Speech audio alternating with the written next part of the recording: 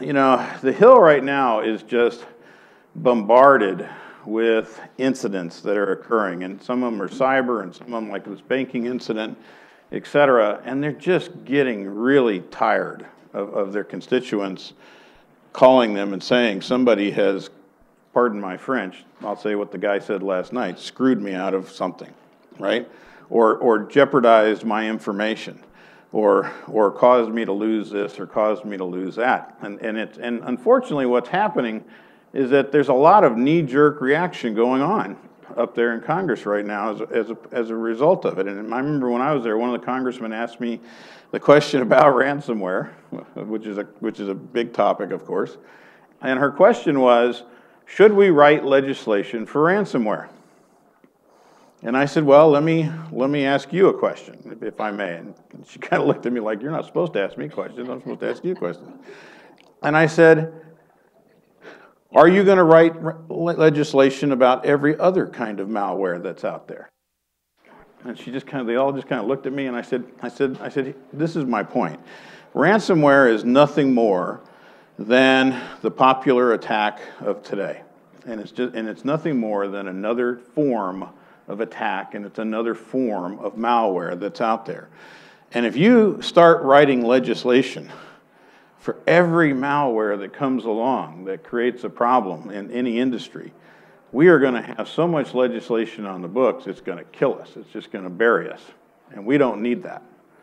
I said, if you really want to do the industry a favor, and everybody a favor in general, and the American people a favor, write legislation that's directed at the impact of those kinds of events. And what I said was, instead of focusing on a particular type of malware, focus on what that malware causes and make it more painful for an individual who gets caught using malware or any kind of other vehicle that causes a health system to lose the ability to care for patients. Focus on the impact. Don't focus on what caused it, right? And I said, I guarantee you, if you start putting people in jail for long periods of time because they ran a cyber attack against a health institution that caused some kind of disruption, that's going to have a lot more impact than if you just write a whole bunch of legislation on every kind of malware that comes along, which quite frankly puts the burden on the provider, which they don't need that already because they've already got the guy attacking them. They don't need you helping, right? And so it was an interesting discussion. And interestingly, I had Mark Probst. How many people know Mark Probst? Mark's the CIO of Intermountain, and Mark was up there with me and sitting next to me. And Mark commented right after I did, and he said he agreed 100% that that was not the answer. That more legislation for particular types of incidents was not the answer. The answer was stiffer penalties for people who attack businesses or who attack people and cause harm. And I think that's really where the focus ought to be. That's my two-minute commercial on ransomware. All right, so the title of my presentation today, or the title that they gave me, was What Every CISO Needs to Know. How many folks in this room are a CISO? All right, you and I are having a conversation. That's kind of sort of what I expected. There's a whole lot of folks. How many folks in this room are involved in information technology and healthcare? There we go. So this really isn't what every CISO needs to know. This is what everybody who's involved in managing systems and managing data needs to know, I think, today. So let's approach it from that angle. So the first thing we need to know is that our adversary has changed. You know, when you look at where we are today as opposed to where we were a decade ago or 15 years ago when this odyssey all started, we have changed dramatically in terms of the kinds of threat that we're seeing out there and the kinds of threat actors that we're seeing out there. This guy here is a very dedicated adversary. He is out to hurt. He is out for personal gain. He is out to make money wherever he can make it. And he has no scruples, no morals, no ethics. He doesn't care who you are. He doesn't care who he hurts. He's just a criminal. And that's part of what we need to understand today, is that some of the folks that are coming after us today are literally just that. They are criminals. And you can't typically negotiate with criminals. You're not going to change their stripes, right? And if you do try to do that, you're going to find yourself in a situation where they're going to own you. Because it's just like I used to tell people in the intelligence business that once I compromise you, I own you. Because if I compromise you once, I can compromise you again and again and again. Because when you get tired of it and you decide you don't want to put up with me, then all I have to do is expose you. And that's exactly what this guy did. He stole information from multiple hospitals, and then he went to those folks and he tried to extort them for their information back and the fix for how he got into their system for a fee, and he wouldn't tell anybody, and they wouldn't have to tell anybody, and therefore they wouldn't have to report the breach. So basically what he was doing was setting them up to compromise themselves by committing a crime to cover it up. So he was really looking for that unethical victim, if you will. Fortunately, nobody played his game. And he got frustrated, and he got mad, and he posted that information. First he posted it to a reporter on the web, and then eventually he posted all of the records that he had stolen out there on the dark net, on the black market for sale. And in fact, several thousand of those records have been bought by various folks on the black market. Then the next thing he did was he disclosed that he had actually hacked an interface engine. How many folks know what interface engines are? They're not important, right? They don't. He had hacked an interface engine, and he was willing to provide the code and all the workings of that interface engine to anybody who was willing to buy it. And he basically said, I got two buyers out there. He goes, I got folks who want to buy this so that they can hack that interface engine, my brothers and sisters. And there's another buyer out there, which is that unscrupulous business or that unscrupulous country who says, I'd rather steal it than develop it.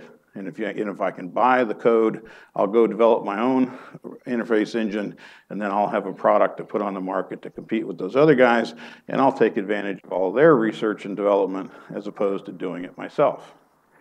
That is a problem. That's a dedicated attack. And he's not alone.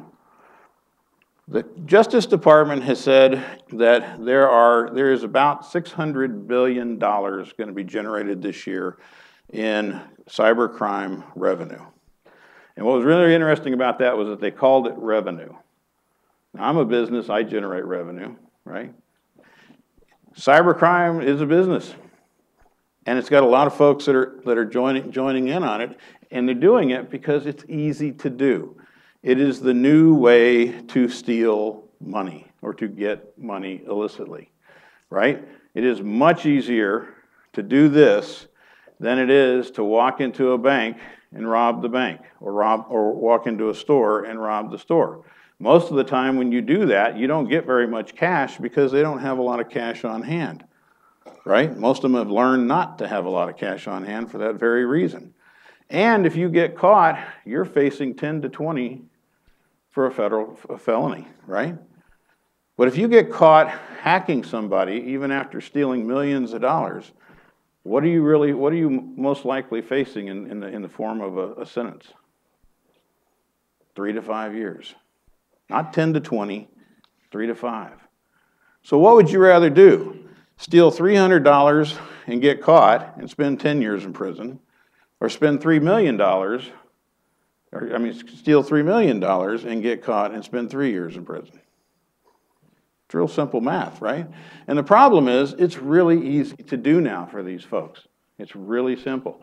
And every part of it is out there on the web for you to learn. There are step-by-step tutorials for how to do all of this stuff, and all these websites that are real are there to help you sell you the information, sell you the scripts, sell you the data, sell you whatever you need, and to include, if you're just too lazy to do it yourself, or just can't quite figure out the Tor network, you can hire one of them to do it for you. Just tell them what your target is, right?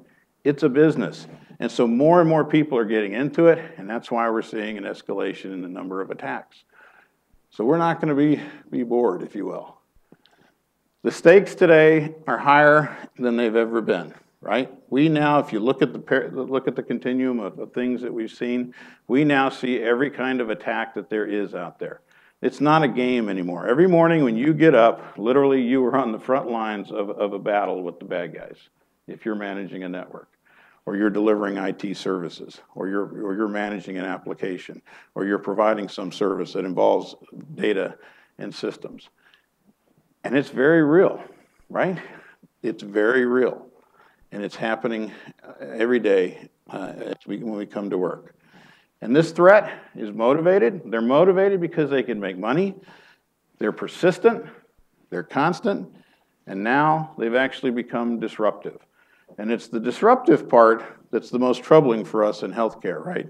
Because when I lose access to my data or I lose access to my information, this is why the ransomware attacks have been such an issue, is because they cut right to the heart of what's meaningful to us or what's important to us, which is our ability to provide care to the patient or provide quality care or to continue operations.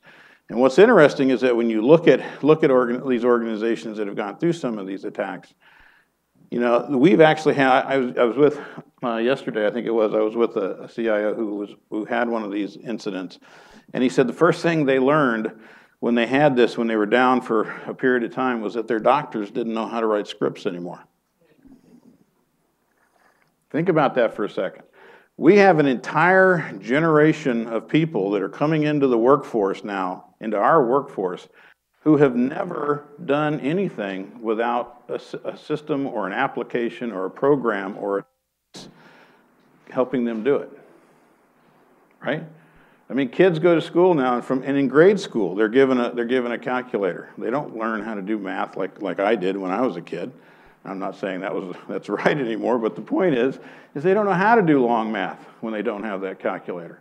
And we found that out in some of these other instances where we had nurses who couldn't do doses of medicine for patients because they couldn't do the conversions, because they didn't know how to do it without a program.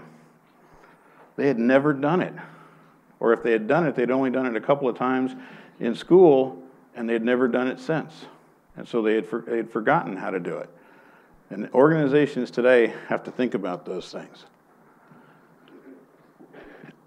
As I said, we're not going to get any rest. This is just a partial timeline, but as you can see, from the time we had high tech and meaningful use hit us in 2009, which caused us to digitize almost all of our patient information and deploy EHRs everywhere and all these other things that came along since then, our threat paradigm has changed dramatically.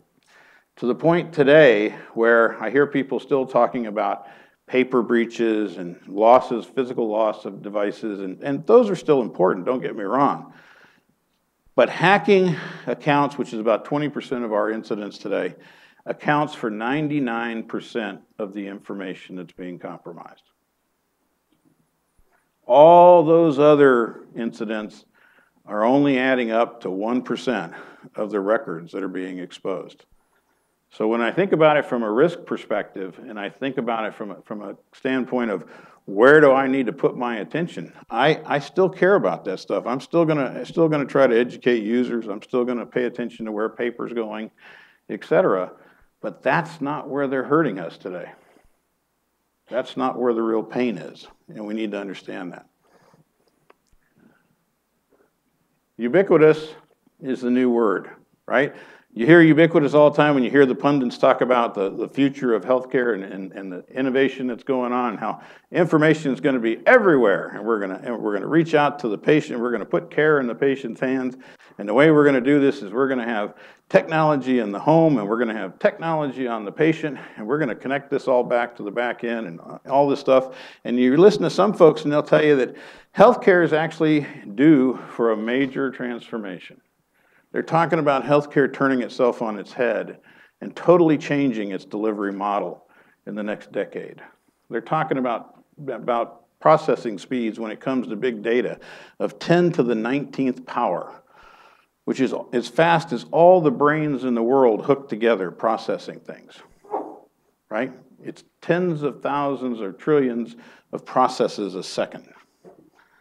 When data's flying that fast, and across that many different directions, it's going to be even harder to figure out how to protect it, right? And for a lot of this stuff, we don't even have the answers yet. We have hospitals today that are being hacked through smart TVs that are on the walls in their facilities that are there only to put up the menu and social information.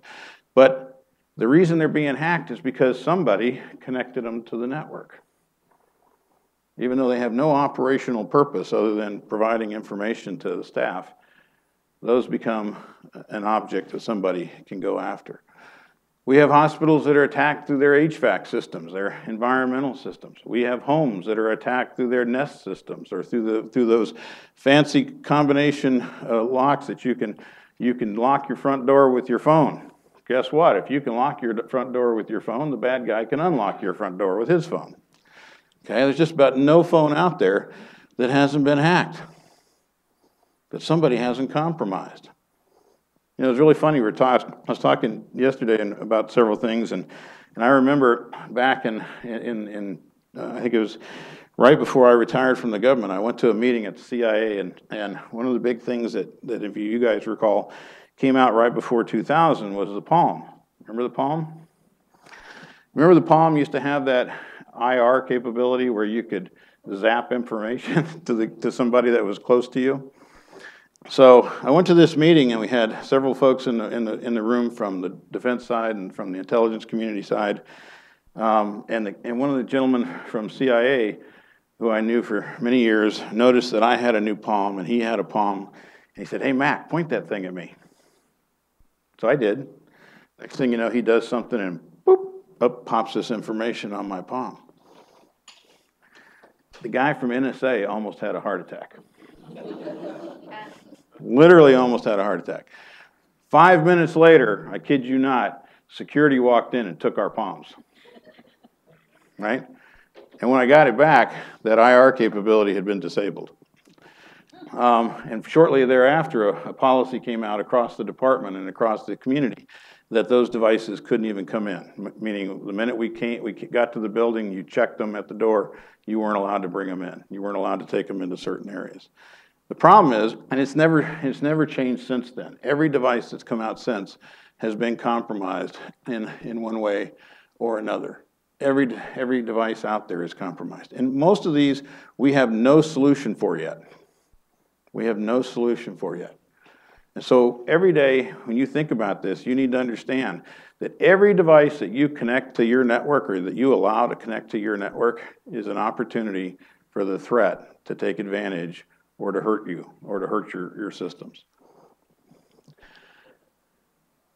Remember what I said, I still haven't forgotten her. She's obviously probably the nicest person in the world. You know, when you talk to CISOs, and this is instructive, I think, for all of you in IT to understand, is that when you talk to CISOs, most of them have a natural distrust of the user. And the reason they do is because the user never ceases to fail us in terms of surprising us with what they will do, right? Both bad and stupid, right? And as we used to say in the Marine Corps, sometimes you're too stupid to survive. But the point is that this is a problem that has just it continues to get worse, and we're still not addressing it correctly. Antiquated auditing, as it relates to compliance, is not going to stop identity theft type behavior. Because users that are engaged in those kinds of activities know what the rules are. And they know what they're allowed to look at. And typically they're looking at information in systems that their profile or their privileges allow them to look at. And unfortunately, most of our systems don't have the granular level of access control that says, I only look at patients that I'm supposed to look at. It says, if I have access to a system, I have access to the entire system. And unless somebody is actually paying attention to what they are actually looking at, meaning their behavior, not whether or not whether they're violating a rule, but their behavior, we're never going to catch them doing the things that they shouldn't. We have to migrate to behavioral-based monitoring as it relates to how we address these things in our environments. We have to get smarter. How many people think that the innovators are going to stop innovating? How many people in this room consider themselves an innovator? There you go. Are you guys ready to stop? No way. You're going to keep putting stuff out there, aren't you? Part of the problem we have with innovation today with technology is that there are no rules or standards around innovation as it relates to cybersecurity. Medical devices is a classic example of this. And it's a problem that literally everybody who's involved with it knows what the problem is, and yet, for whatever reason, can't do something about it. The providers know that the devices that they have are insecure, but in most cases, the providers don't have choices, right? I mean, when you start looking at a new pump or a new this or a new that, typically you don't have 5 or 6 different ones that you're looking at, and 3 of them are secure and 2 of them aren't. It's usually all 5 of them are not secure. And it's a matter of which ones are the most secure or the least risk for our environment. And so we can't even apply market pressure to this thing, unfortunately, from the provider side. The manufacturers know what the problem is. They know that they're not building devices with cybersecurity standards embedded in them and engineered in from the beginning. And they know that they're putting those products out on the market with antiquated operating systems, inability to audit, inability to patch, et cetera, and they're still doing it. They're still doing it. And the government, the FDA, understands that they have a responsibility to certify those devices, but they're only looking at it from a safety perspective. And unfortunately, up until now, they haven't considered cybersecurity a critical safety factor. And yet I would argue that if I can compromise a medical device, that's a safety issue. If I can get that device not to perform properly, that's a safety issue, right? But they don't see it that way yet, so all they've been ready to do is publish guidance, which unfortunately is not enforceable. So again, the manufacturers continue to plug along. We don't have standards. We don't have standards for any of these things. And almost all of them, when you look at the tests that have been run and the labs that have taken them in and the government tests that have been run, they're almost all insecure. Mm-hmm.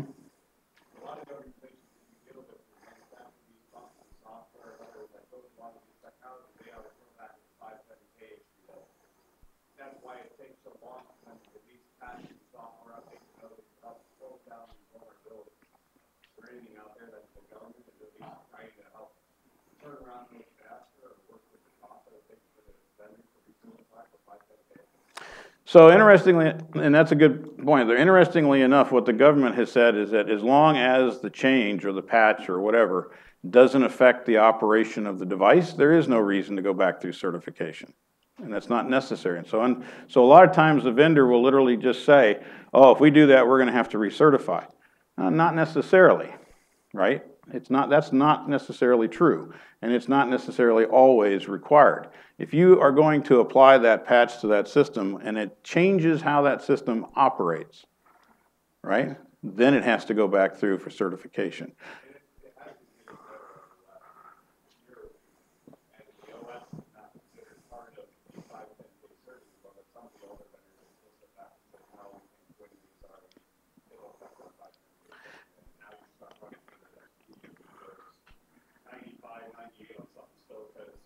Yeah.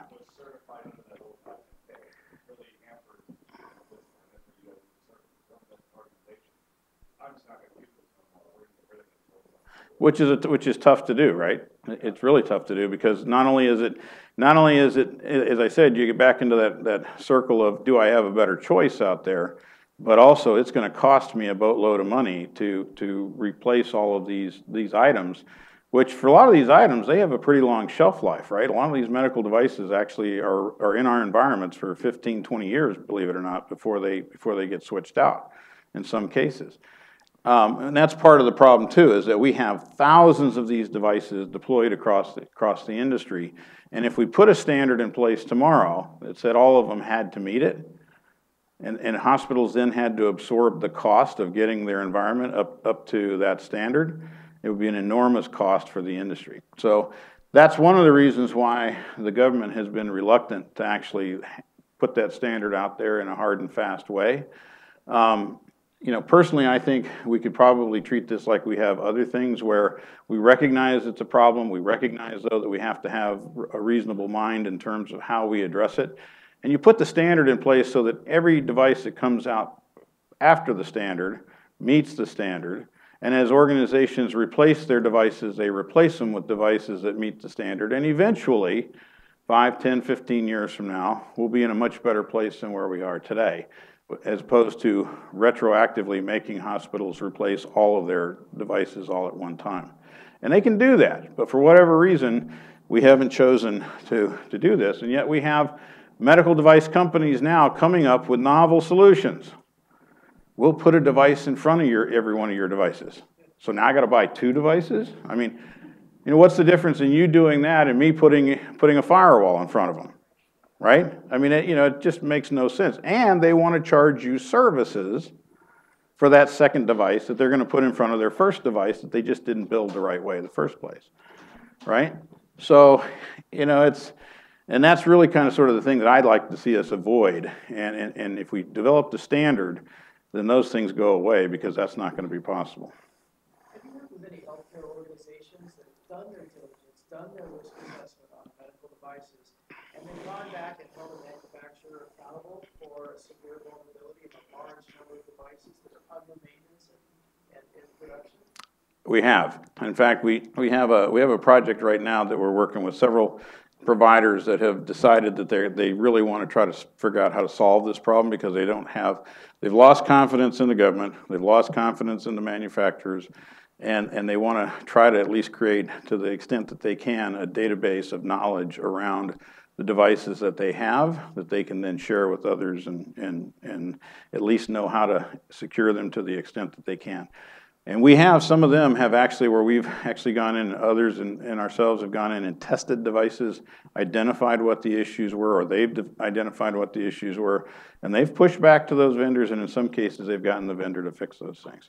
So it does happen, but you've got to be persistent at it. It's not something that somebody typically is just going to roll over and do for you. But it does happen. But the bottom line is innovation is not going to stop, and we have to get used to that. And security has to get used to that, and they have to get out of this mindset of being rules-based and what's known, and get into the mindset of I've got to deal with what I don't know. I've got to architect an environment that allows me to recognize anomalous behaviors that I can then check out before I allow them to traverse my network or enter my network and cause harm, as opposed to thinking I'm always going to know everything. Okay, what are we doing?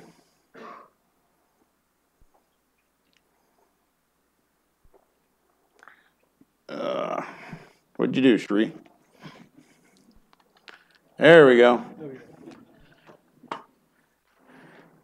And as much as I said earlier that they're not the biggest problem, it is all about people. When you talk about security today, you know, I keep hearing this all the time, and I heard it yesterday again and somebody made the comment that IT needed to address this.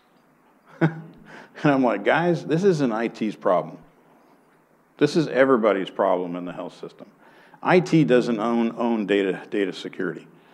Even if they own the CISO, even if they own the function, they still don't own the day-to-day processes of protecting information everywhere we have it in this organization. It takes everybody in this organization to do that from the top down, and we need to get everybody involved in doing that. I guess I'm going to stand over here now. Nope, it's okay. Huh? You think? So the other thing that I think all of us have to get used to is that we're going to have to practice more. We're going to have to be like a sports team. You know, what you do on game day is what you do in practice. If you don't ever practice cyber events, if you don't ever practice downtime, true downtimes, and true worst case scenarios, you're probably not going to do well when one of those things actually happens.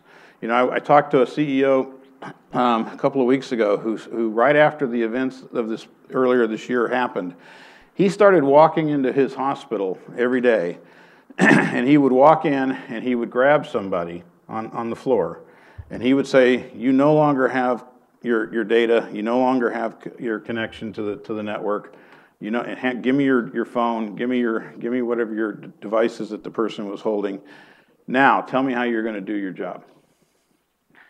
And he said that he was just absolutely shocked at, from doctors down to staff, the number of people that he ended up with that deer in the headlights look. They're like, "Ooh, I don't know what I'm got. What do you mean? What do you mean I don't have access to the system? What do you mean I can't communicate using my phone anymore? How am I going to, you know, what do you mean I have to do this way?"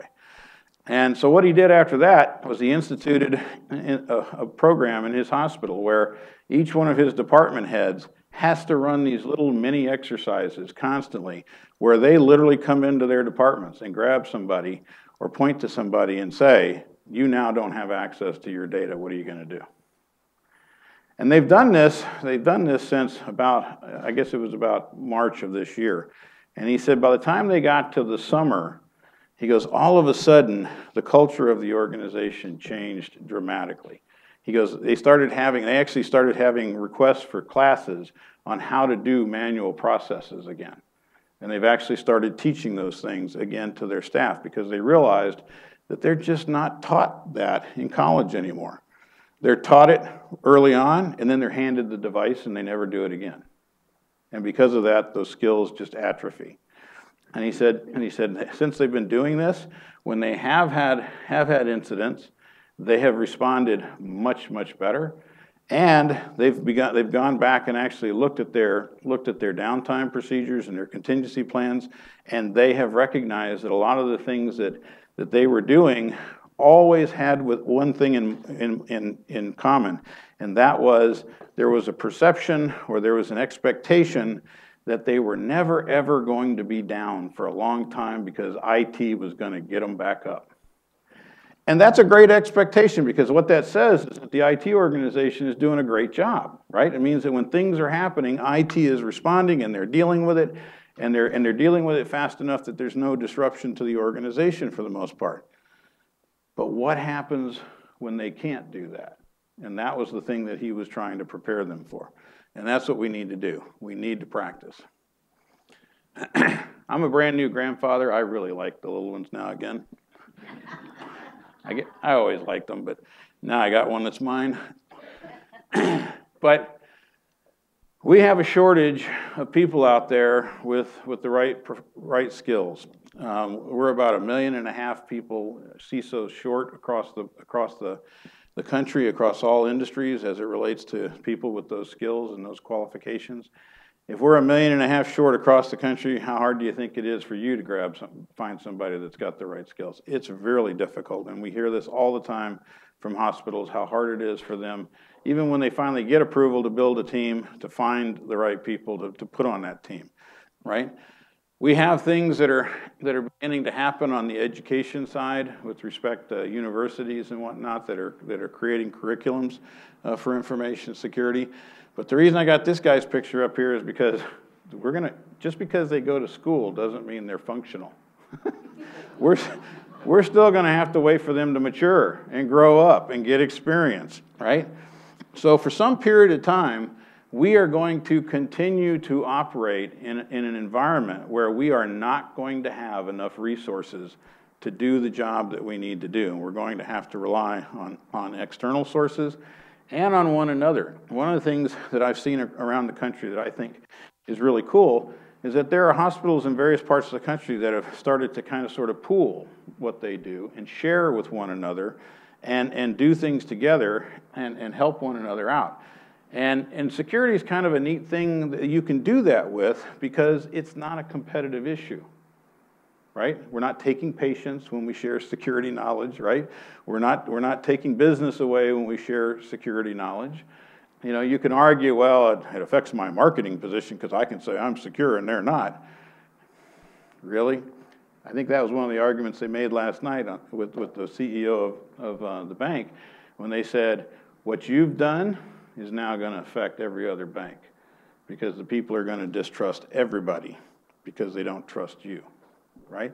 And I think that's really true. And we've seen that. When you look at the polls, you look at the polls in terms of satisfaction, user satisfaction, patient satisfaction, 90-something% of them trust their caregiver, their primary caregiver. I don't know whether they should or not, but they do. 20% of them trust the organizations that their caregivers belong to, or the insurance companies. And it's even worse for the government, right? There's a reason for that. There's a reason for that. What some of us do affects, unfortunately, the rest of us. And when they see these incidents happen, and these things get broadcast about the industry, they assume, right, wrong, or indifferent, that their provider is no different than the other provider, which is not necessarily a fair assumption or paint with the brush, if you will, but it happens.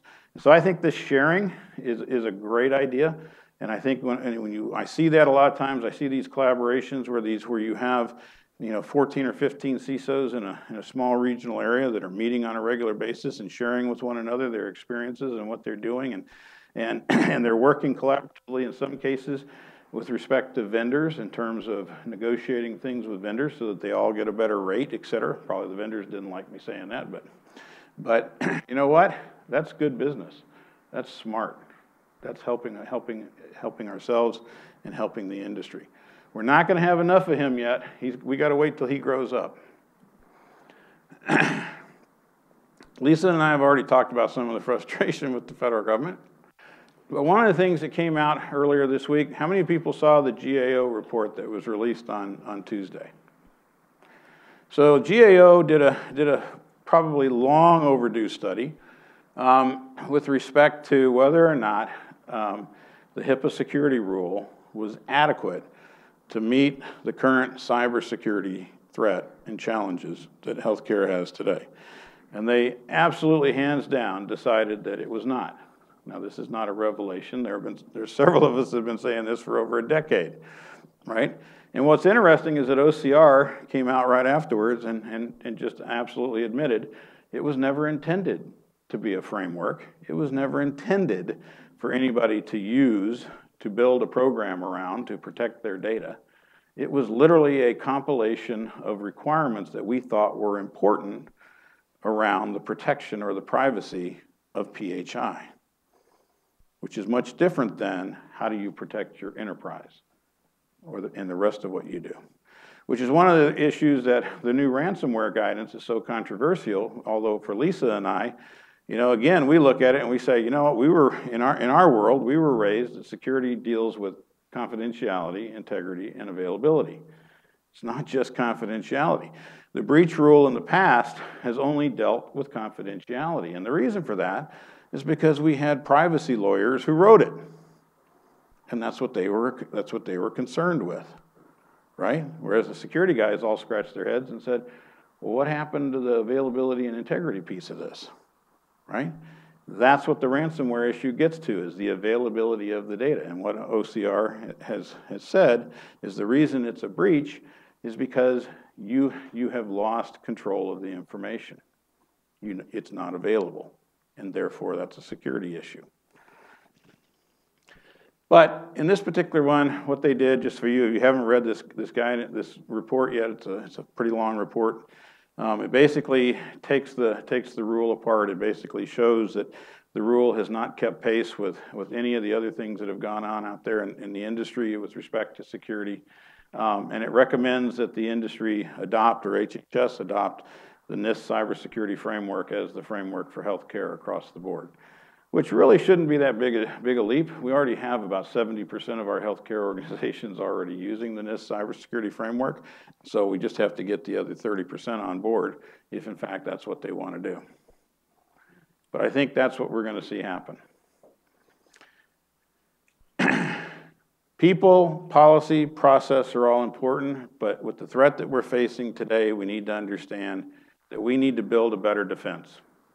We need to have those technologies that I talked about that provide that heuristic capability and that behavioral monitoring capability. We need to understand that there are certain things that we just can't do anymore in terms of the complexity that we're dealing with. We need to arm this guy so that he can be successful.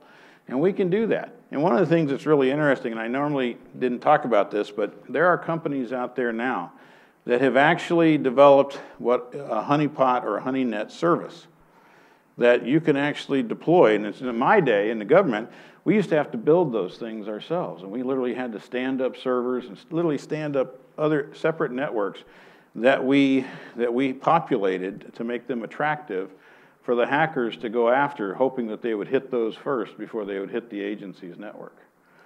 You now can deploy a service that, with an appliance, that throws a virtual honeynet out there in front of your network that makes it more difficult for people who are trying to attack you to actually find the real network, which is really kind of interesting and something that allows us to go on the offense, if you will.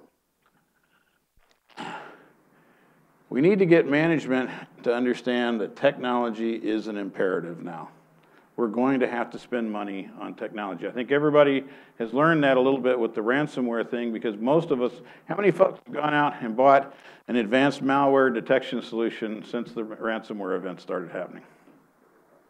Just about everybody, right? You either bought Cylance or Cyforward or some tool out there, Symantec's tool, but some tool that actually allowed you to recognize anomalous signatures as opposed to known signatures. And the reason for that is that most of our organizations produce millions, tens of millions of log events a day or a month or a week or a month, right? And you can't with a calibrated eyeball. You can't monitor it effectively anymore. You can't analyze it effectively. It's certainly not fast enough, and certainly not fast enough to avoid things happening that we don't want to have happen. We've got to have technology and support for that. But at the same time, we need to use common sense. Everybody read this? This is a great example of how something started off in the right direction and ended up in the wrong place. You know, we talk about all the time, people will tell you, you'll hear young security guys talk to you all the time, and they'll tell you, your password has to be this long, and it has to have an upper and lower case, and has to have a number, and has to have a special character, and yada, yada, yada, yada, and that's going to make it hard for them to guess it. What it really does is it makes it hard for you to remember it, and it makes it easy for them to guess it, because if it's still a word, they've got the systems out there will figure this out. Whereas if you do something really silly, like correct horse battery staple, you're looking at 550 years before somebody can break that password with the current technology, right? And I submit to you that it's much easier for me to remember correct horse battery staple than it is some word that I have to remember. Did I use uppercase or lowercase here? Did I use what special character did I use here? Etc.